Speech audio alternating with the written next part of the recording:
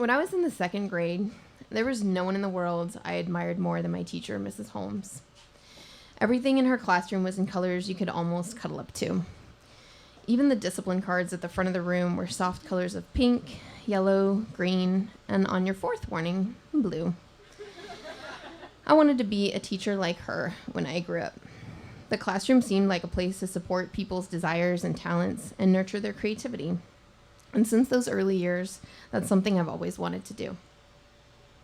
And the year after high school, I got my first shot at playing a mentorship role to students in the classroom when I was hired as a teacher's assistant at the same school I'd graduated from just the year before.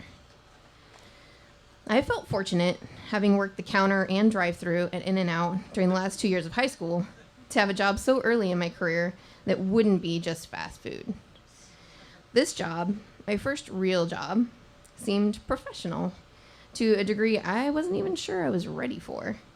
I'd be working alongside the same class of people I'd been earning mediocre grades from in school just 3 months before. I barely just bought my own beat-up car from the money I saved up working for 2 years in and out. I barely just gotten my license to drive.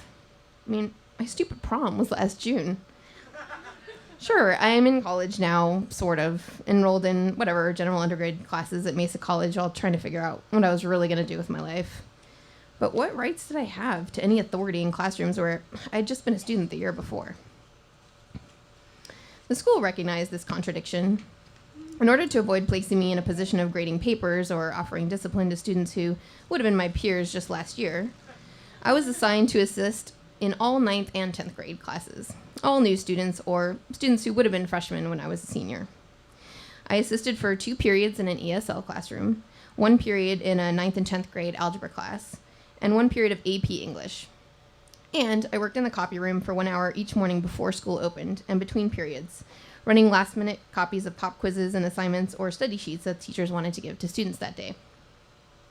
My hour in the buzzing copy room, first thing in the morning, was my favorite part of the day. Getting to know the teachers in their morning caffeinated frenzies before their hair was even done as they rushed ahead of each other to beg me that they really needed these copies ASAP was comforting in a way that I could not have expected to be comforted by these same teachers the year before. My own habits of procrastination in high school had cost me some bad grades in classes where I could have had good ones, and I still regretted that. But now I learned I wasn't the only one whose life was disorganized and panicked in the last 5 minutes before class. Teachers counted on me to unblock the stapler, spit duplicated booklets out of the machine with pages coming out in the right order, make copies double-sided to save paper, and fix all jams, which happen inevitably when someone is in a hurry and the copies are the most urgent. Come back in 20 minutes. They'll be ready. I'll take care of it, I would say, with utter confidence. Last year, these teachers were the source of all my academic stress. Now, I was solving their problems. I could tell. They might be embarrassed, but I was their hero.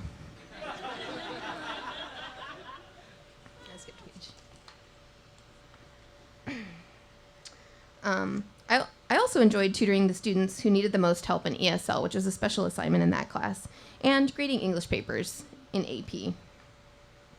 But the most difficult hour of my day was being inside Coach Ulrich's classroom. I'd never been his student, but I knew from hearing him scream at his track team across the field during PE over the years who Coach Ulrich was. Coach Ulrich was the compete-to-win type, and one who was singularly into athletics. You didn't call him Mr. Ulrich or teacher, you called him Coach. He even wore his track polo and jock shorts into the classroom. I didn't expect he'd be my favorite teacher to work with, but I just hoped to survive the job of quietly grading homework papers in the corner of his class for a few hours each week. Ulrich is basically what you would expect of a high school track coach who was forced to also teach an academic subject he couldn't give a shit about. He sucked at teaching math. He treated every algebraic problem like it was a testosterone-injected PE drill. And Ulrich wasn't the kind of coach who would tell his team that it didn't matter if you win or lose. If you couldn't beat something, be it the opposing track team in a meet or a math problem, you were a failure. One thing Ulrich was fond of doing was to interrupt his own teaching to remind the class that this Thursday was another track meet and it would be great if students could come out and support their peers. You know, show some school spirit. And presumably, in an attempt to build classroom morale, he'd say, "Of course we're going to win. I don't have any losers on my team." Okay, they're not faggots. I don't have any faggots on my team, which is why we're going to win. And occasionally, this would be followed up with the encouragement, "Well, I'm sure there are no faggots in this classroom either," so that no one would feel left out. All right. And then he'd go back to his lesson. This, "I know you're not all faggots" pep talk was in fact a rather repeated mantra. I think it was intended to endear him to his students like a warm father. I doubt that worked for anyone. No one laughed or smiled, but no one seemed to have the courage to speak up against it either.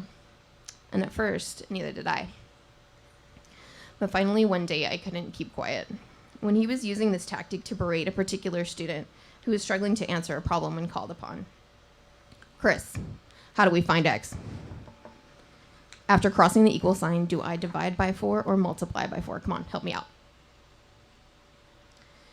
After still no answer, "Chris, we went over this. Why are you having trouble here? What's the matter, are you a faggot or something? I know you can't be because I don't have any faggots in my classroom." From my corner of the room, I found some sort of small voice to speak up. I don't think that's the best way to encourage a student." "Excuse me, you are here to assist in my classroom. That is why you're called a teacher's assistant." The way he looked at me, I was sure he wanted to punch me through the wall and make me disappear. Seeing my face, I was terrified. And knowing he'd already won by virtue of his authority over me in the classroom, he still had to have the last word. "I run this classroom, okay? If you don't like it, you can leave." I was too stunned to move. I did not enjoy being in his classroom, but I also didn't want to give him the power to scare me out of my job.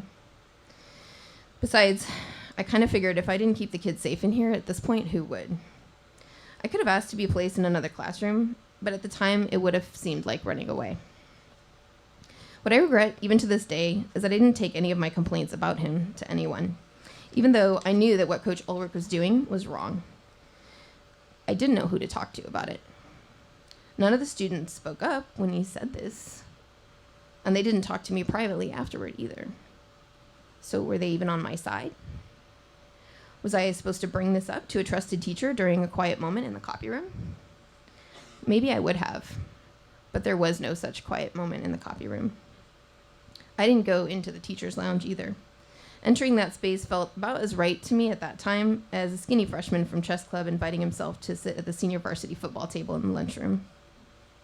As for telling the principal, I'd never talked to her yet about anything since starting my position here as a TA.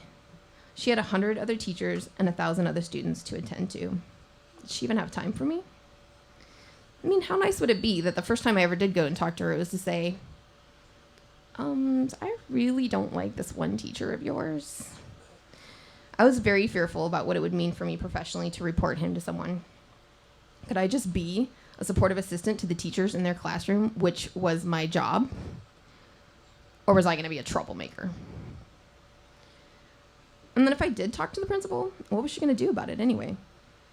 It was his word against mine. Would a coach who forbade his own team from losing a competition without shame allow himself to lose in a professional battle with his own 18-year-old former student, TA? Not without a nasty, nasty fight. I felt outnumbered by the possibilities for no payoff, or worse, more problems for me. So I did nothing. Later in the year came time for our evaluations from the teachers that we assisted. I mostly got satisfactory to good reviews, even some really encouraging words from the teacher I assisted for 2 periods in ESL. But Coach Ulrich, on his eval, made a point in the section for additional notes to mark that I lacked maturity of judgment. What? No. He lacked the maturity to be a supportive mentor to all the students in his classroom, and I had lacked the willingness at just one of so many moments to keep quiet about it. Lacked maturity of judgment. This would be part of my permanent employee record now at Mission Bay High School, and could perhaps impact decisions about future promotions or raises if the time ever came. Jesus, fuck you, Coach Ulrich. It still bugs me even now that I never reported him to his superiors. I think I believed at that point it would make me look to the principal like I was just making excuses for a bad evaluation. All I knew then was that it was your job in America to work hard, arrive on time, don't complain, don't make trouble for your bosses. I definitely did not have the courage at that point to break from the slavery of submission, even though I raged inside. I wonder if anybody who was in that classroom that year remembers those comments from Coach Ulrich like I do, and wishes that they had done more like I had. I wish I had. If there's one thing that being in Coach Ulrich's classroom taught me, is that when you have a voice and you don't use it, you might regret it. So when you get the chance, you speak out. With enough numbers and enough solidarity, we can make it nearly impossible, not for one, but almost any teacher, to get away with talking to students the way that Coach Ulrich did that year. At least, if they do, they should expect a real challenge.